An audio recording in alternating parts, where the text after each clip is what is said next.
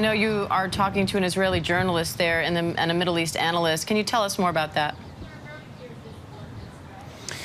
A Middle East analyst, yes. We're going to be speaking to Israeli journalist and Middle East analyst Avi Issacharoff. He is, I think, on the line right now.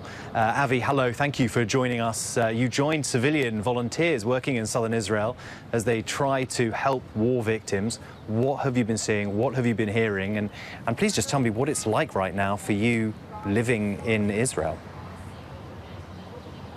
So, living in Israel, just like any other Israeli, that's facing the war, and actually trying to understand what happened here on October 7th, last Saturday, during the holiday of Simchat Torah, when we woke up and we understood that Hamas managed to kill 1,300 Israelis, to kidnap around 150, committing the most terrible massacre that one can imagine, atrocities, looting, everything that we can imagine, and trying to understand how did it happen. And other than that, of course, what I'm trying to do at least, and I think that many of my friends are trying to do, is to help the local population, the local civilian population, especially in the periphery of Gaza.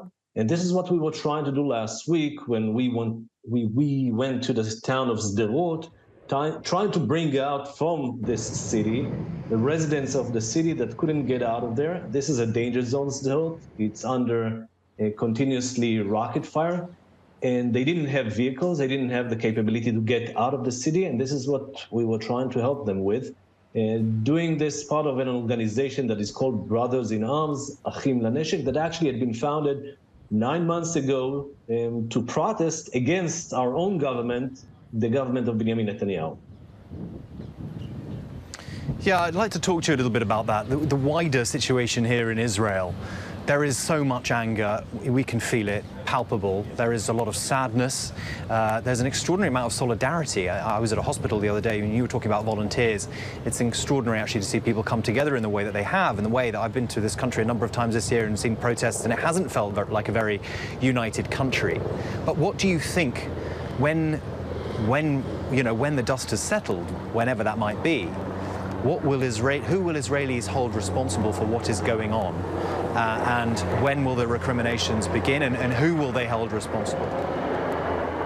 So let's start with the short term, because in the short term, it's pretty obvious that for the vast majority of the Israelis, it's Hamas. Hamas, who became ISIS from our point of view, after the atrocities that he did, after the massacre and the rape and cutting of the heads and all of this. And we've seen the films, we've seen the way that even Hamas themselves documented their atrocities and broadcast it all over the world, trying to show, I don't understand completely what they were trying to do, but they definitely built more hatred between the two people. And for that, one mission is to end up with Hamas. I'm sure that after the war will end, and it will end with a big victory for the state of Israel, and this is something that should worry Hamas that decided to go to this direction. After this, we'll ask a very tough question regarding who were the people responsible for this failure, for this huge failure that we've never witnessed on the military scale. And I think that then the answer will be probably the Prime Minister and some of his ministers. Do you think that there was too much of a focus on the West Bank, too much of a focus on what some of the more right-wing elements of Benjamin Netanyahu's government wanted with regards to security, and perhaps taking their eye off the ball when it came to Gaza? Because we've heard that there are military units that were redeployed from the south to the West Bank. I mean, it's very unclear exactly what was going on militarily, but is there a sense that because of the right-wing nature of the government and the focus on the West Bank, the security situation in Gaza was ignored? It wasn't only that it was ignored. In a way, we were captured by or caught by the conception that maybe we can broker a deal with Hamas. For us, I'm a Middle East analyst for the last 23 years. I've been talking to Hamas on almost daily basis. Once upon a time, when I was still a field journalist, I went to their houses. I met them in their offices in Gaza. Ismail Haniyeh, Sheikh Ahmed Yassin, the founder of Hamas. I've been there, done that. And all during that time, they were very honest, I must say. I mean, they said, our mission is to eliminate the state of Israel, kill, period.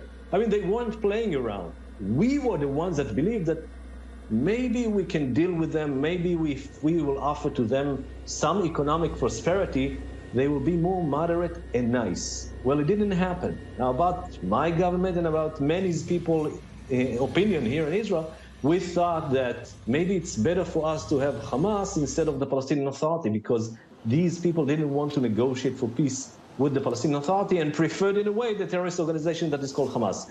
This approach is over. It's done. No more. I think that, in this day, in this week, what we woke up and we understood that Hamas is even worse than Hamas that we knew. It's ISIS, and for that reason, we need to go and bring down Hamas's regime in Gaza. There will be no Hamas's government anymore controlling the Gaza Strip and being a dictatorship for 2 million people. Yes, well, we'll have to wait and see what exactly it is that victory in Gaza looks like. But yes, it seems very clear that Israel wants to wipe Hamas away. Thank you very much, Middle East analyst Avi Issacharoff. Thank you for your time. Hi, everyone. George Stephanopoulos here. Thanks for checking out the ABC News YouTube channel. If you'd like to get more videos, show highlights, and watch live event coverage, click on the right over here to subscribe to our channel. And don't forget to download the ABC News app for breaking news alerts. Thanks for watching.